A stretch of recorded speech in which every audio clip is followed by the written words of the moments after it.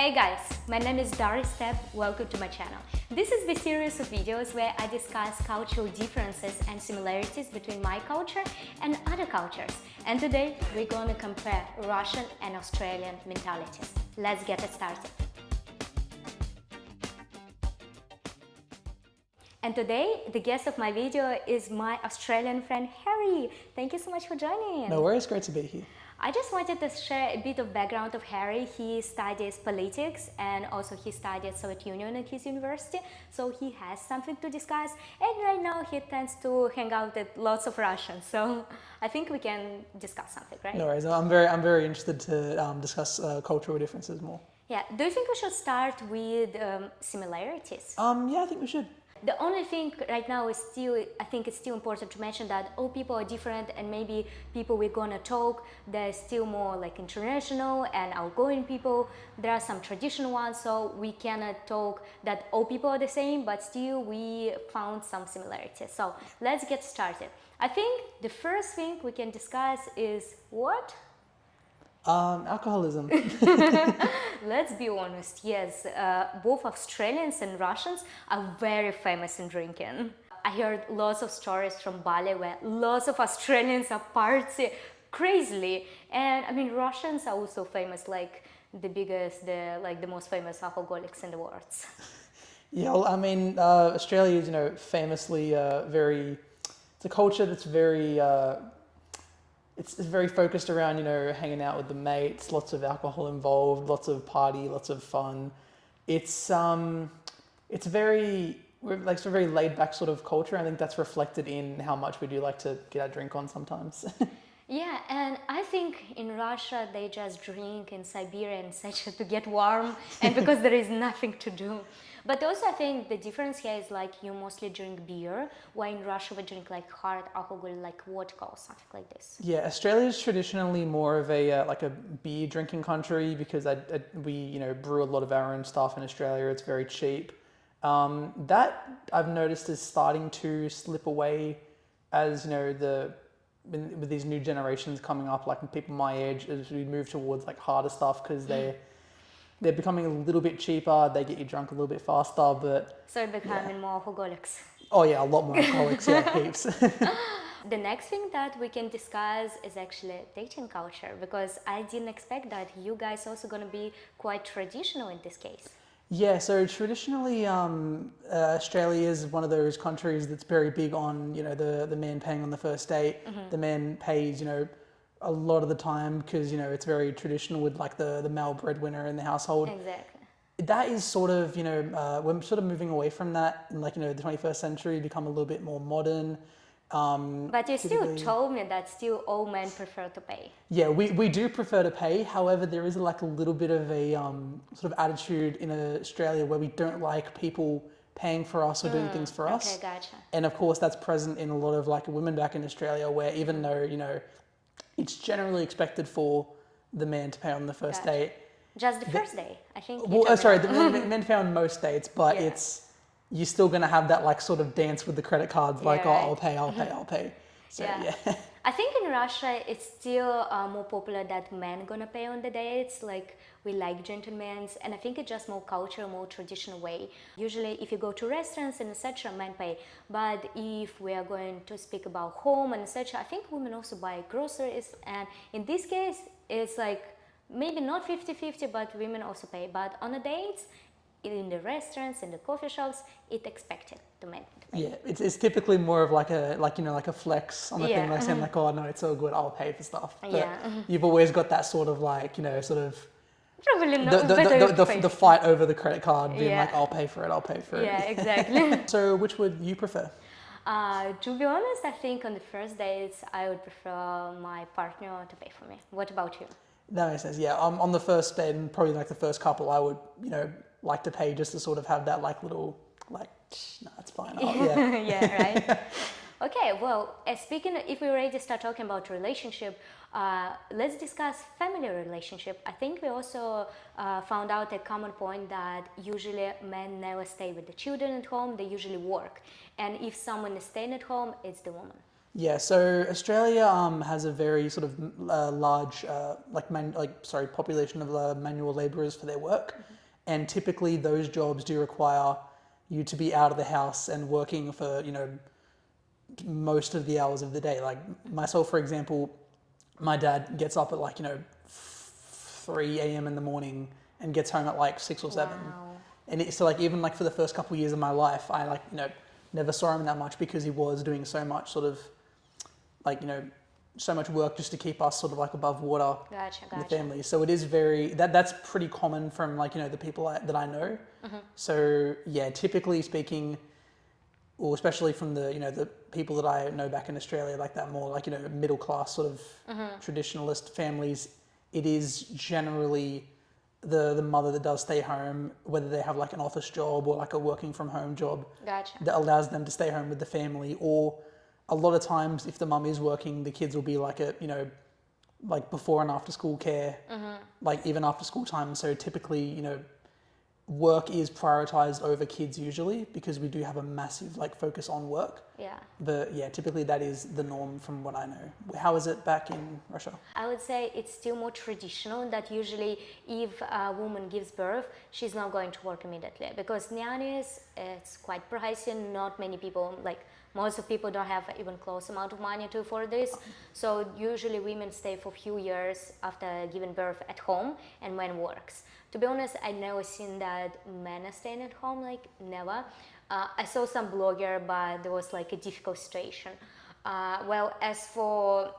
But I also see that many women still prefers to work, to have some hobbies and not just be stay-at-home mom. But maybe this is an example from the capital where I'm from Moscow. Maybe and probably most likely in the small towns, if man earns enough money, usually women don't work. But what happens in Russia is that the salaries are so low, we're going to discuss about this a little bit later, but there is no way that women will not work. Okay, yeah. So because it's not enough money. So usually that's why both parents are working. Yeah. But if men gets enough money, usually women stay at home with children. Yeah, that makes sense. I think the other similarity that we have is actually speaking the truth. Yeah, Australians are very. I wouldn't call us overly honest, but we're very we do speak our minds. If Yeah. something bothers us, we're going to tell people. Usually, If you don't like something. If we don't, yeah, exactly. But we're very usually we're not as harsh with it, but we're very if we don't keep things to ourselves. We're very open, loud, honest. Yeah. How are things back in Russia? Well, I think Russians are so popular for speaking the truth immediately, harsh way. That's why so many people, especially Americans, consider us very rude because we don't keep in ourselves. We speak our mind. If we don't like something, if we like something, we're also emotional. Most people, it depends on the character, but yeah, we speak the truth. We're not keeping in ourselves. And I think this is what we're similar. The only difference, you try to be politely. Yeah. We don't try usually. I feel like Australia is that sort of in the middle between as you've described it is in Russia and how it is here in the US. It's very we're very polite with how we say things. Usually we're polite, but it's very we'll. If in most social situations we will sort of keep our mouth shut with some things, but a lot of the time if something does piss us off, we're gonna yeah, right. comment on it and be like, "Oi, mate, just chill out." Exactly, and I think here we already can come to our differences, politeness and rudeness, especially to strangers. Because I was actually very surprised when you told me that you can actually go in Australia and just say hi to the strangers and such, and that they do the same in let's say America. In Russia, we don't really tend to do so, to be honest. We are not that polite to strangers. We're not that warm to strangers. So typically, if you're out in public, or especially the area that I live in, which is on the coast of Brisbane, it's very small, sort of smallish sort of community on the coast, and it's very, everyone. It's not one of those places where everyone knows everyone, but it's. If you're walking down the street and there's another person coming past, you always be like, "Oh, g'day mate, how's it going?" And that's very, amazing. yeah. I love it. Like, yeah, in Russia, in the small towns, people usually tend to know each other. They actually more warm to each other. Yeah. But still, it's warm. I don't mean like we becoming super smiley. It's like, it's not kind of Russian warm. Like, we just more welcome to people. But I think Russians are welcome overall. You just need to break the ice. Like, the moment you break the ice, you go to Russian household, the family will give you everything they have, the best they have. Like, just not to please you, but to show their welcomeness, their warmness to you. But you need to break, like, we're not that smiley in the beginning. Yeah, I understand. Yeah. The other difference we can say is the working culture, because it's so different, right? Yeah, so Australia, as I mentioned, we have a massive, population of like manual labourers and independent contractors, or as we call them, tradies back in Australia. It's typically a lot of these, like people working for these larger companies, they're very well protected by workers' unions. They have a lot of, rights. They're, extremely well guarded from any sort of shenanigans from the employer. Usually, a lot of these independent contractors, they are largely cash based, so there is that potential for a little bit of a little bit grayness, tax frauding going on, but usually, their employees are very well protected. In Russia, it's absolutely not like that. People are not much protected. Also, we tend to have like kind of family-ish stuff. Like, for example, if a person works in some company, he tries to put his kids or relatives there. So this is how my stepfather lost a job, just because his boss wanted his new peer to study there, to work there. So that's how he lost job. That's why we're not protected. Like, you never know. There can be harassment at work, especially towards women. That's why it's very sad. And also, lots of salaries are being given kind of gray salary. So you registered in the company, you kind of work official, but you get the minimum salary, and often you get the rest of the money in the envelope. So you're saying that there's a lot of nepotism that occurs in like these fields of employment in Russia? Yes. Like, I think there is a big problem, like I see comparing to Europe, Australia, USA, like people are not much protected in Russia. But again, this is just my opinion. You were telling me a while ago that in Russia a lot of elderly people live with their families because the pension isn't that good. Can you elaborate on that maybe? Yes, exactly. It's very common that grandparents are living with their kids, and it's very, very rare when it's not the case. Because pension in Moscow, it can be like $200-300 a month. In smaller towns, it can be even $100. And of course, you cannot afford anything right now, especially with high inflation and such. Like, even you cannot afford food. So that's why usually we pay for our parents. And my mom, she already like, of course I'm gonna live with you. I'm like, mother, wait a second.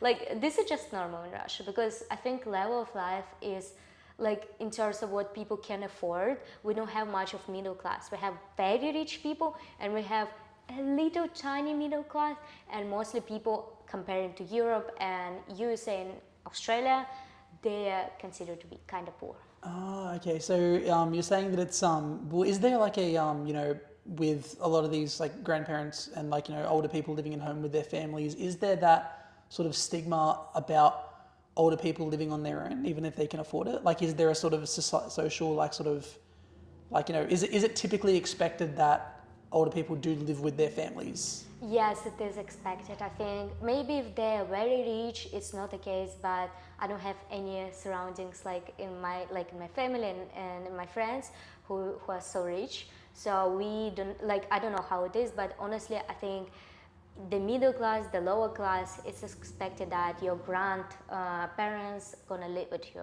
Oh, okay, so that's you're gonna pay for them. You're gonna also support, because we have kind of like family traditions, like that you need to help your old parents, like to clean after them and etc. Yeah. So in the retiring homes, they're horrible in Russia, and the good ones are so extraordinarily expensive that people don't have money. So it's not the case. Even like, I don't have anyone in any person that I know who've been there. Like, every family tries to take their grandparents with them. Okay, I get you. But again, this is about the quality of life, because I think in Australia it's still higher. Yeah, in Australia, so you were saying that the middle class isn't pretty small in Russia.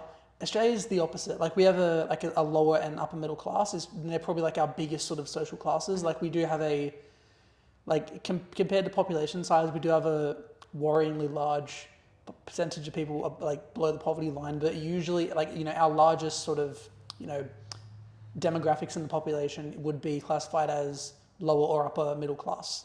The pension is fairly okay in Australia. It's okay.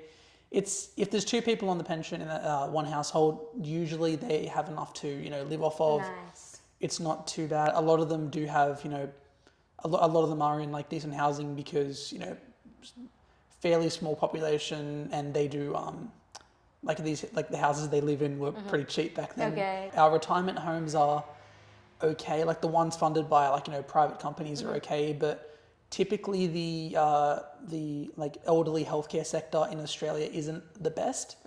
Like I'm talking like, you know, like medical nursing homes, like the ones like organized by like, you know, nurses and doctors and that. Yeah, gotcha. Typically they aren't the best. They're very like underfunded. They don't treat people the best. So there is a massive stigma against retirement homes. Okay, so still they try to live either like old parents with each other or still with family? Typically they live, well, from my experience, usually they live on their own. Some do live with their families, but it isn't like a expectation whatsoever. Gotcha. Usually a lot of them do live like on their own with the support of family living close by at least. Gotcha. Yeah. Well, I think the other difference that we can also discuss is from my point of view and from what I've seen, Australians are much more chill than Russians. You're relaxed, you're kind of slow. In Russia, we like everything in the rush, we like worry about something. Did you notice this? Yeah, look, I feel like the national motto of Australia should just be like, yeah, no worries, mate. Like, I feel like that should just be like, that is just our attitude just epitomized. Like, we are probably one of the most like laid back people on earth. Like, we're just so like, you know, relaxed. Everything's like a slower pace, especially, you know, in Brisbane where I'm from, everything's like just sort of like, yeah, nah, I'll be all right, mate. I think our mentality, we're not that relaxed. But I think it's also political situation, not talking a lot about this, but political situation, also the quality of life, and I think because of all this together, and also the weather, like, there is no sun, you know, like, usually people who live in the sunny weather, they tend to be more chilled than the ones who live in the north. But if we take all together, that's why you kind of understand why Russians were not that chill. Yeah, exactly. It was such an interesting talk, wasn't it? It was very interesting to sort of learn more about Russian culture and how it compares to my own. Yeah, I really hope that you can visit Russia one day when the political situation comes down, maybe 5 or 10 years. Yeah, once it gets a bit safer, I might, you know, consider it one day. Yeah, and I'm definitely gonna visit Australia one day. I would highly recommend it. I hope you really enjoyed this video because I enjoy making it so much. I enjoy talking about cultures and bringing us together, even though politics usually do the opposite. If you like this video, please don't forget to push the like button and subscribe to my channel for more interesting videos like that. And hey, thank you so much for joining. No worries, thank Bye you. bye.